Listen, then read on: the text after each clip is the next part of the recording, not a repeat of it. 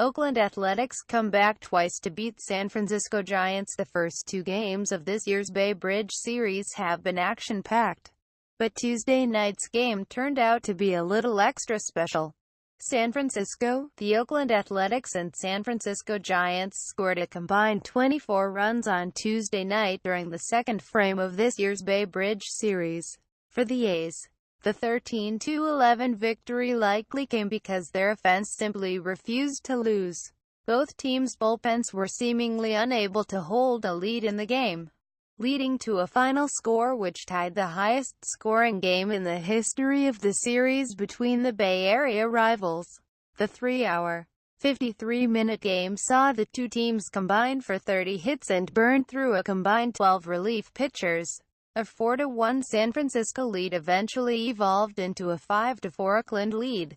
The Giants recaptured the 8-5 advantage after Brandon Crawford hit a 3-run triple in the sixth inning. Soon after, A's catcher Stephen Vogt launched a 2-run double off Giants reliever George Cantos, and then another 2-run single off Cantos from Billy Butler was made possible because of a Connor Gillespie throwing error.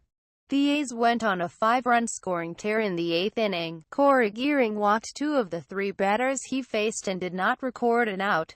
Jake Smolinski, pinch hitting for the A's, sent a 3-run home run over the wall against Javier Lopez, put Oakland in front for good.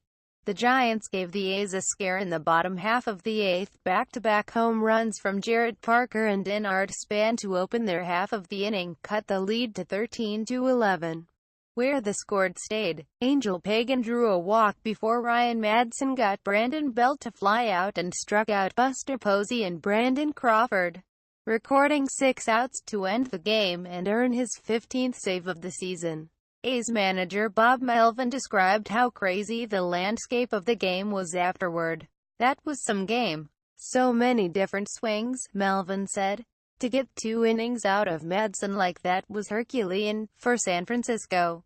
Manager Bruce Bochy said his pitchers and players never stopped fighting to get the win. "They kept fighting," Bochy said after enduring the loss. "Both sides struggled with the pitching side of it. They're going to have times when it's not going to go well. Now you hope it doesn't happen with 2 or 3 guys. And that's what happened tonight." Oakland overcame 2 separate 3-run deficits in the game, as well as the implosion of their own bullpen in the aforementioned sixth inning. The A's have won the first 2 games of the 4-game set. "It's hard to give up 12 runs in the last 4 innings and win a ballgame," Bochy said. Bochy used every reliever in his arsenal except Chris Stratton in the game, and 4 of the 7 relievers were charged with runs against. In total, San Francisco's bullpen gave up 10 runs in the game. Towards the end, Bochy was running so low on options that the aforementioned Stratton was seen warming up in the bullpen, despite the fact he had just thrown 57 pitches on Monday night. "This is one of those wild games you have once in a while," Bochy said. "You hope you come out on top. We both struggled with the pitching side of it. You have to wash a game like this off if you're a reliever. They're big boys. They have to deal with this like all of us do. They're going to have their moments. They've really done a good job." Giants second baseman Joe Panik was scratched from the roster just before the game after suffering from concussion-like symptoms. The injury originally occurred when the 25-year-old was hit by a pitch against the Tampa Bay Rays on June 18, but Bochy said he passed 3 straight days of concussion tests afterward. He complained the symptoms had returned following Monday night's game, leading to more tests. Bochy said the team should know by Wednesday whether Panik will need to be placed on the 7-day concussion DL.